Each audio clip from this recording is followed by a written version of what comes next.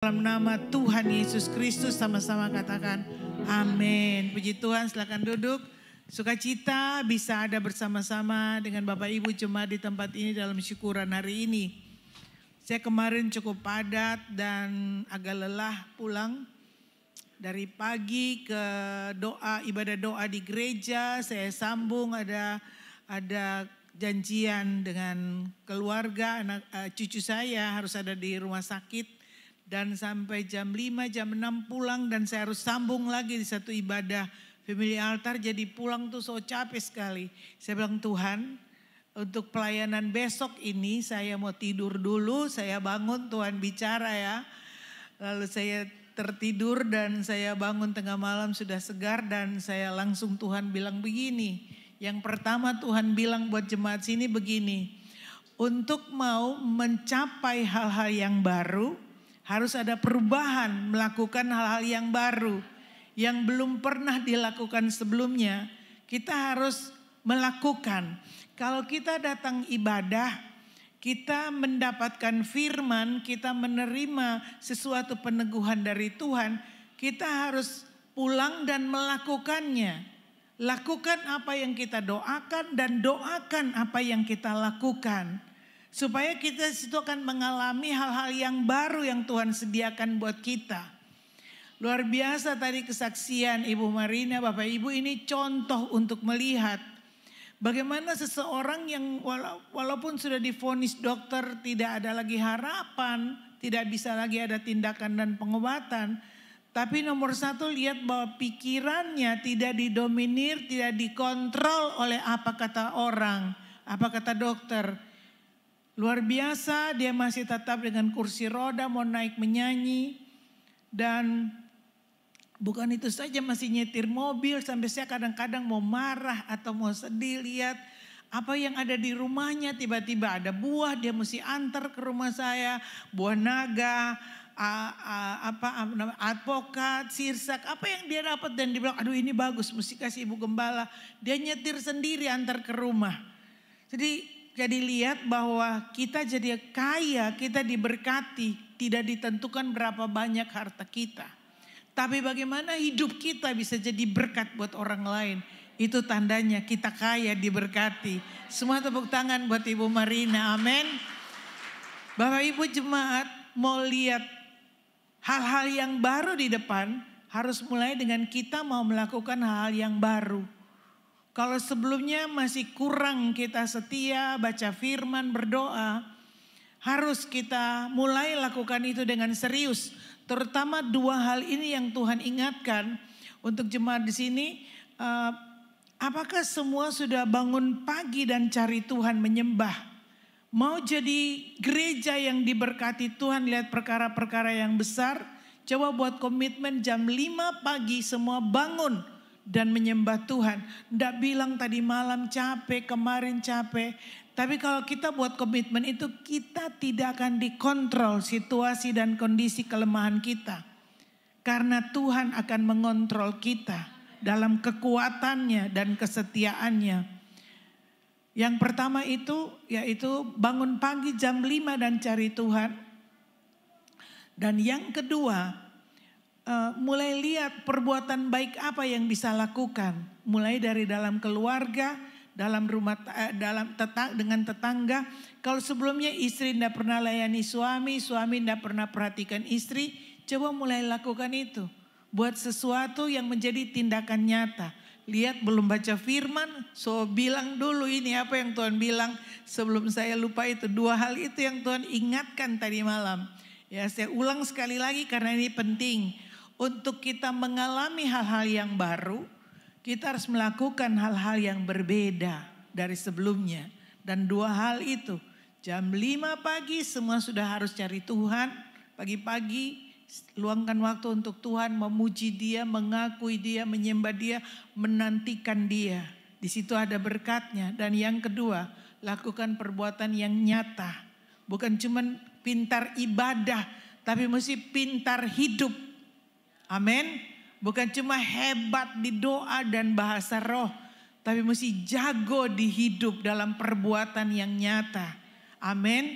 Itu yang Tuhan mau cari dari orang semua. Kong pagi hari baru saya buka lihat saya ada sedia firman, kong Ibu Grace bilang hari ini topiknya penyediaan Tuhan. Oh, karena mau bangun gereja, Kang.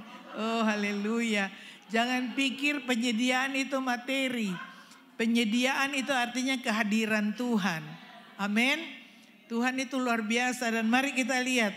Karena itu kita lihat firman Tuhan dulu dari kitab Kejadian pasalnya yang ke-15. Waktu manusia sudah jatuh di dalam dosa, maka kita lihat bahwa bagaimana tuh Tuhan itu selalu berinisiatif untuk memperkenalkan dirinya. Bahwa dia Allah yang baik, dia Bapa yang setia, dia yang menyediakan semuanya bagi manusia. Dimulai dengan dia memilih orang-orang yang bisa sepakat dengan dia, mempercayai dia dan berjalan dengan dia. Dia mencari orang-orang yang bisa mempercayai dia dan bisa berjalan bersama dengan dia dalam rencananya. Nah, kita lihat di Kejadian 12 dimulai dengan seorang yang bernama Abraham, tinggal di negeri penyembahan berhala. Tapi Tuhan bilang dia keluar dari negerimu, dari keluargamu, sanak saudaramu ke tempat yang akan aku tunjukkan kepadamu. Dia belum tahu pergi di mana, tidak ada mapnya, tidak ada petunjuk arahnya. Tapi dikatakan Abraham taat dan dia berjalan. Nah mari kita lihat lewat semua yang dia lalui, masa kelaparan, ketakutan. Semua itu peperangan dan Kejadian pasal 15 kita lihat di ayat yang pertama. Tadi itu Ibu Marina bilang jangan takut. Nah ini lihat dalam semua kondisi itu dan kemudian datanglah firman Tuhan kepada Abraham dalam suatu penglihatan. Bahasa sama-sama. Jangan takut Abraham, akulah perisaimu, upahmu akan sangat besar. Itu Tuhan yang berjanji. Tuhan bilang begini, yang pertama jangan takut, aku perisaimu. Dia waktu ke Mesir dia takut akan dibunuh sehingga dia bilang ke istrinya Sarah, jangan bilang kamu istriku bilang jotomba saudara supaya jangan dong bunuh saya kondong ambengana. Takut dia dibunuh, padahal kan dia ada dalam rencana Tuhan. Kita ada dalam rencana Tuhan, jangan takut apa kata manusia. Jangan takut dengan kesusahan masalah yang ada selama kita tahu kita ada dalam rencana Tuhan. Rencana Tuhan tidak pernah gagal. Tidak ada satu kekuatan kuasa bisa membatalkan rencana Tuhan. Amin. Cuman kita yang bisa membatalkan rencana Tuhan dengan ketakutan kita dan kita bangun cara kita sendiri. Lihat, Tuhan bilang kepada Abraham, lalu Abraham menjawab, lihat ini. Kita kalau baca ini kita lihat gambaran dari Abraham yang putus asa, yang sedih, yang lemah, yang gagal. Dia bilang begini, ya Tuhan Allah, apa yang akan Engkau berikan kepada aku karena aku akan meninggal dengan tidak mempunyai anak dan yang mewarisi rumahku ialah Eliezer orang Damsik ini. Kata Abraham, Engkau tidak memberikan kepadaku keturunan sehingga seorang hambaku nanti menjadi ahli waris. Lihat, jadi itu gambaran dari kondisi di mana Abraham merasa dirinya sendiri itu gagal, tidak berguna. Untuk apa semua Tuhan? Untuk apa Tuhan memberkati saya? Tuhan kasih saya. Lalu yang nanti terima bukan anak saya tidak ada anak. Kau tidak kasih saya seorang anak. Nanti hambaku yang terima ini semua. Apa gunanya hidup ini? Seperti putus asa, depresi, susah. Pernahkah kita sampai kondisi keadaan memikirkan hal-hal yang demikian dalam hidup? Mari lihat. Kalau Tuhan punya rencana dengan Abraham sampai hari ini, dia tetap Allah yang sama. Yang punya rencana dengan setiap kita. Kalau saya ada di sini, itu semua karena rencana Tuhan. Amin. Nah, lalu datanglah ayat 4. Datanglah firman Tuhan kepadanya. Demikian Tuhan kepadanya demikian, orang ini tidak akan menjadi ahli warismu. Melainkan anak kandungmu, dia akan menjadi ahli warismu.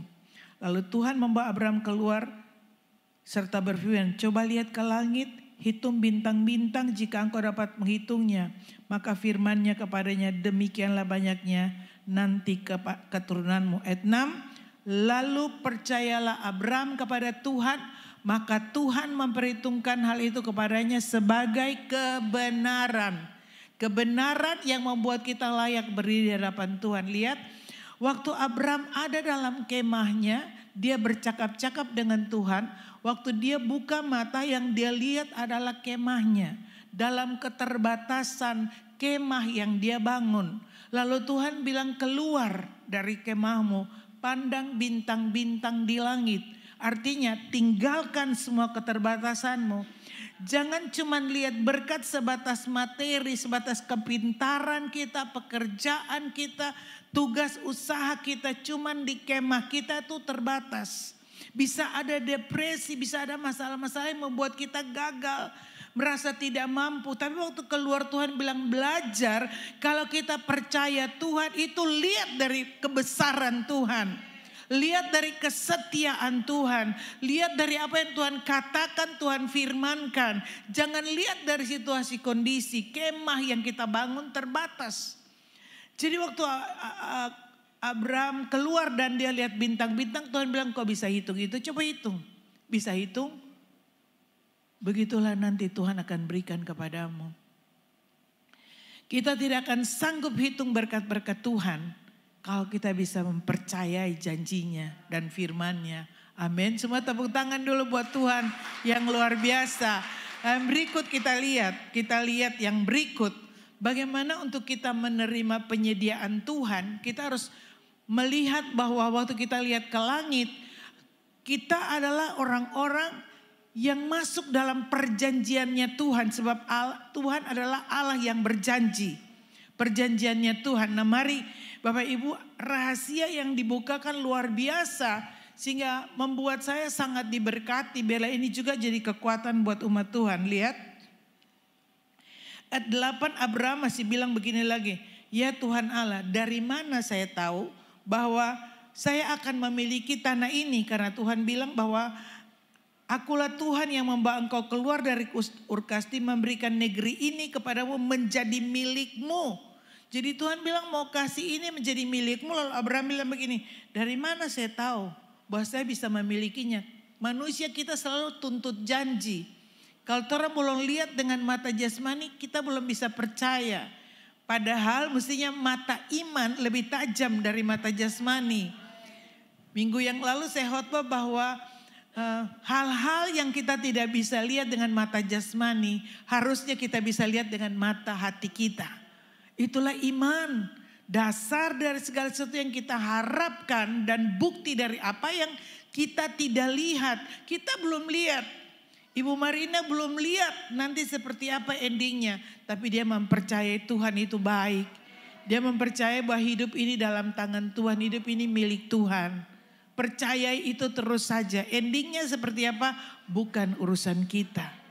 Kita tahu bahwa endingnya kita akan punya tubuh kemuliaan. Kita akan tinggal kekal selama-lamanya bersama dengan Bapa kita yang mengasihi kita. Selama kita hidup di dunia ini kesempatan untuk mengenal Dia. Jangan sampai ending datang lalu Tuhan bilang, siapa ngana Kang? Lalu Tuhan bilang pembuat kejahatan. Matius 7 bilang Tuhan saya suka menyanyi. Saya worship leader di BCW. Saya singer, saya pemain musik.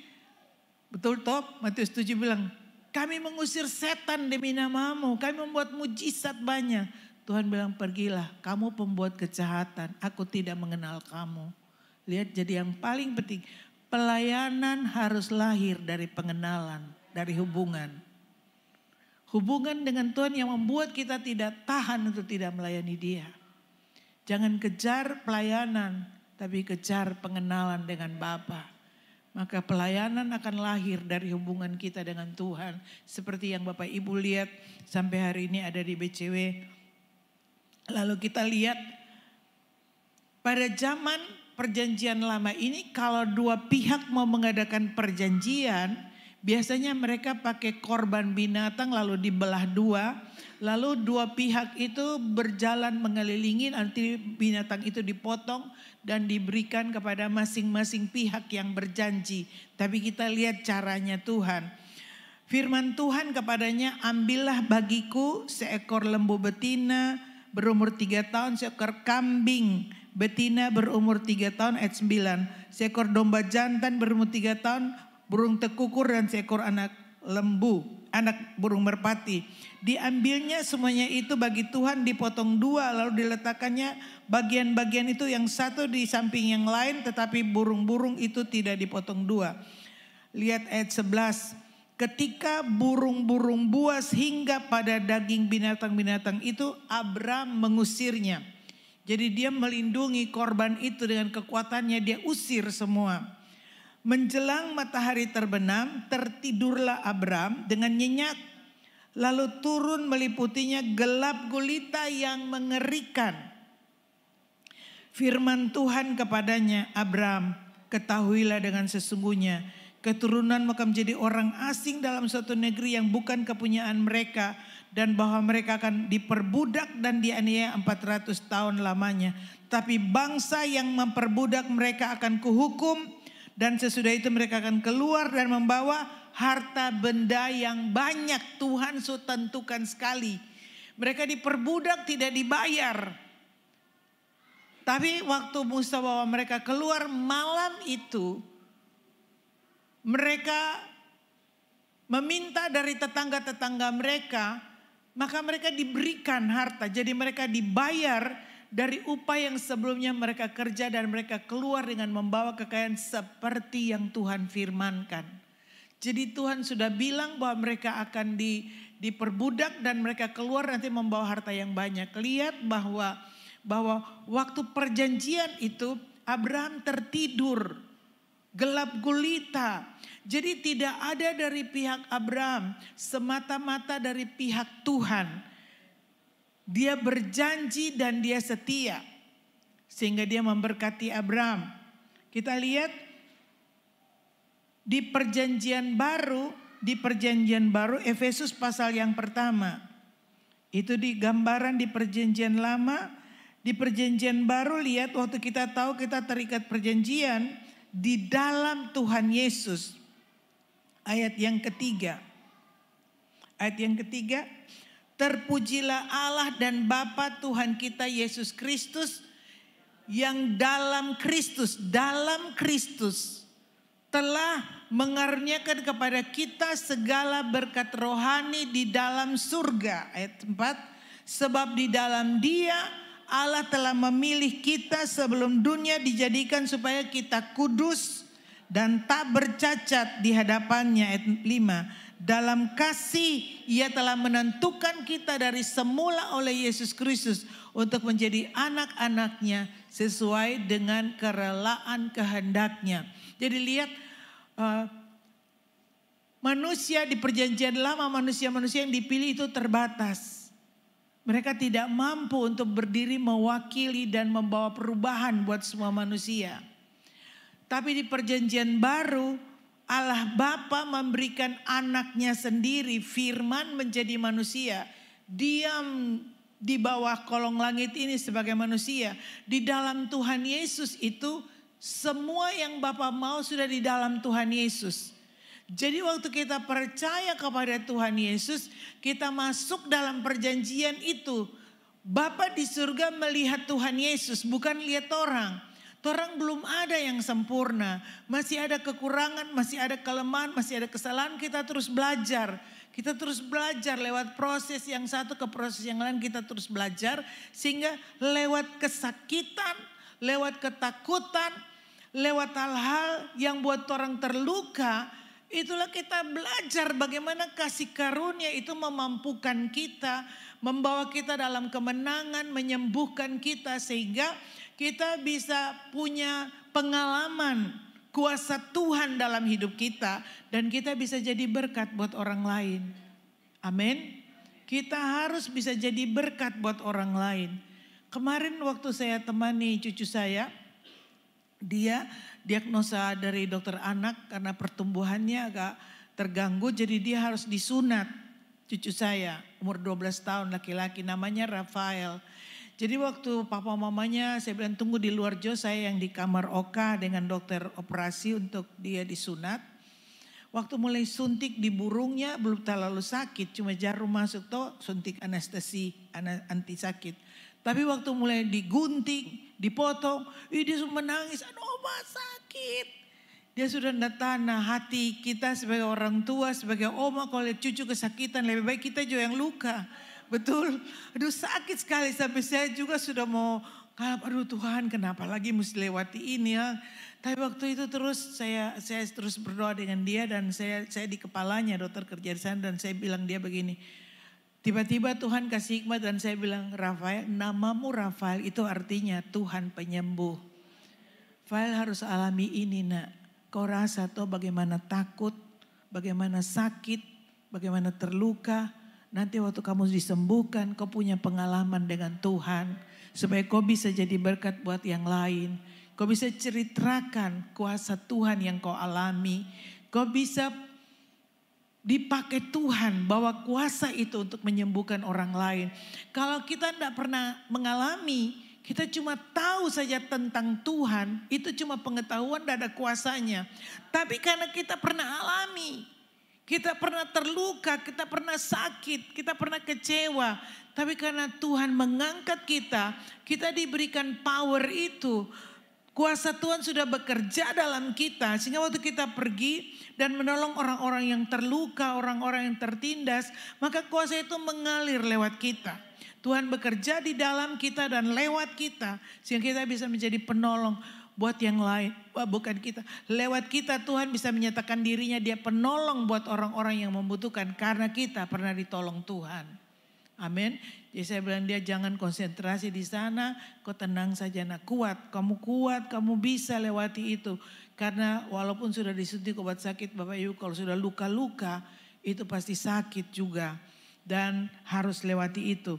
Jadi di dalam segala keadaan jangan cuma lihat di kemah kita. Jangan cuma di jiwa kita. Pikiran, emosional kita. Jangan cuma sampai di situ. Waktu kita marah, kita kecewa, kita sedih, kita down, itu cuma di emosional kita. Seperti ingat Tuhan bilang buat Abraham, keluar dari kemahmu. Lihat bintang-bintang di langit, kamu bisa hitung. Jadi waktu kita lihat kebesaran Tuhan, kita lihat firman Tuhan yang setia dengan janji-janjinya. Maka Tuhan kita tidak akan mampu menghitung apa yang Tuhan bisa kerjakan buat kita. Amin. Dunia ini punya 1000 alasan untuk bikin kita kecewa, rumah-rumah tangga berantakan, hancur. Tapi Tuhan punya satu perkataan saja berkuasa untuk memulihkan, menyembuhkan dan membawa kita tepat di sasaran di mana Tuhan mau. Satu saja perkataan Tuhan itu powerful. Jadi lihat ada banyak alasan, 1000 alasan yang buat orang bisa jadi lemah setiap hari. Tapi keluar dari kemah itu. Keluar dan pandang Tuhan. Waktu kita ingat Tuhan, kita berdoa, tiba-tiba datang satu perkataan. Anakku, aku menyertai engkau. Itu cukup. Langsung itu kuasanya merubah kita.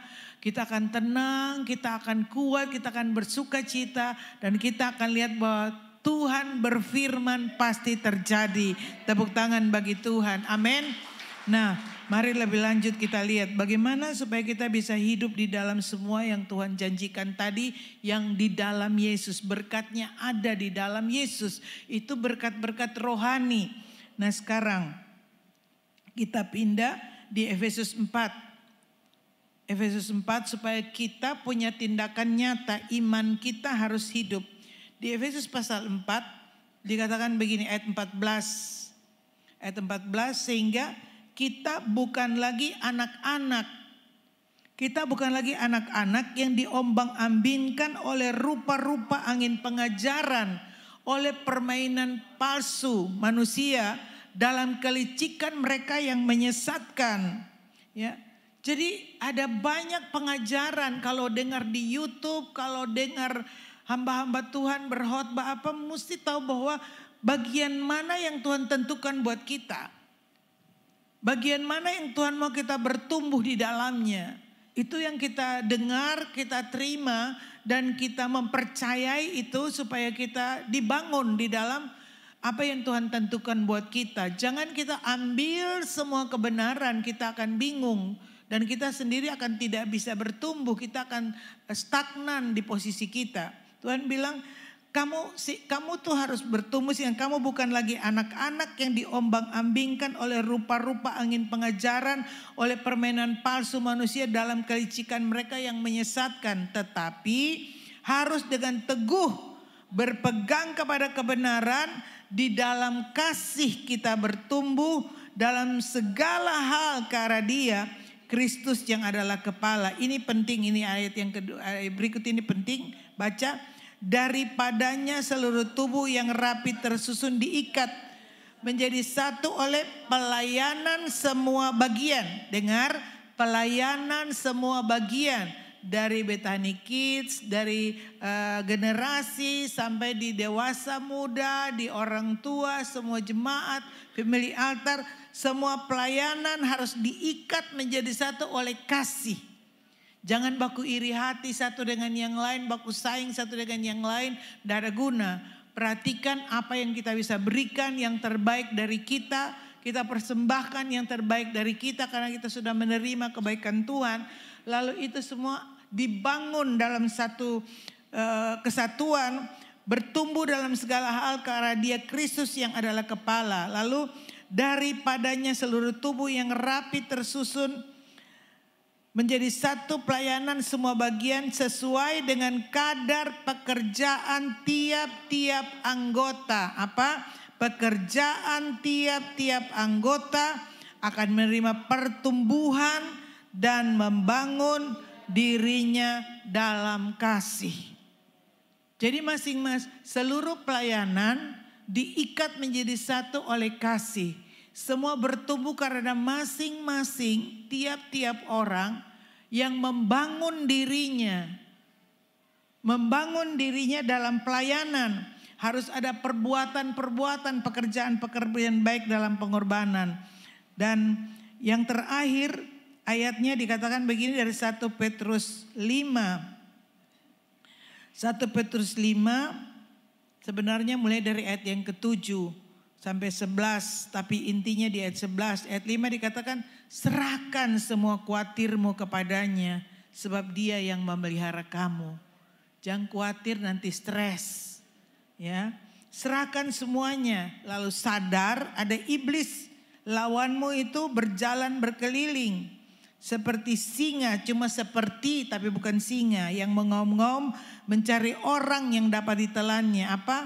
Lawanlah dia dengan iman yang teguh, sebab kamu tahu bahwa semua saudara di seluruh dunia juga menanggung penderitaan yang sama. Jangan takut dengan penderitaan. Kita kuat karena ada Tuhan Yesus di dalam kita. Amin. Waktu Tuhan Yesus sudah menyelesaikan semua karya keselamatan itu, Dia naik ke surga, Dia berikan Roh Kudus-Nya diam di dalam semua orang yang percaya. Jadi di dalam kita ada Roh Kudus. Roh Kudus itu membuat kita bisa mengerti kebenaran firman dan mengenal Tuhan Yesus. Lewat Tuhan Yesuslah kita diperdamaikan dengan Bapa di surga, hubungan kita dengan Bapa di surga, kita bisa berkenan dan datang kepada Dia di ruang Maha Kudus oleh darah Tuhan Yesus. Tapi kita masuk dengan membawa puji-pujian oleh Roh-Nya yang diam di dalam kita. Jadi Bapak Ibu jemaat Tuhan harus cinta firman, kesukaannya firman Tuhan, merenungkannya siang dan malam supaya kita berbuah, pohon yang berbuah dan apa saja yang diperbuatnya berhasil. Ini ayat yang terakhir. Ayat yang terakhir kita baca sama-sama. Dan Allah sumber segala kasih karunia telah memanggil kamu dalam Kristus kepada kemuliaan yang kekal, akan melengkapi, meneguhkan, menguatkan dan mengokohkan kamu sesudah kamu apa? Menderita seketika lamanya. Bilang kiri kanan, jangan takut dengan penderitaan.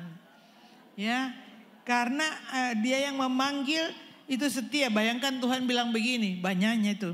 Melengkapi, meneguhkan, menguatkan, mengokohkan.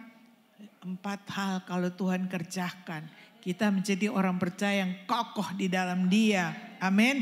Dialah yang punya kuasa sampai selama-lamanya. Amin.